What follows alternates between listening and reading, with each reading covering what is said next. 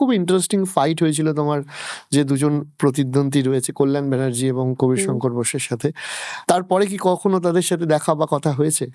বিশেষ করে উইনিং গণনার ক্যান্ডিডেট দিন সবার সাথেই কথা হয়েছে এবং তারা নানা ধরনের কথা বলেছেন, সেটা আমি আর বললাম না আমাদের সবার স্যানিটির স্বার্থে। তারপরে তাদের সাথে আর খুব দেখা হয়নি।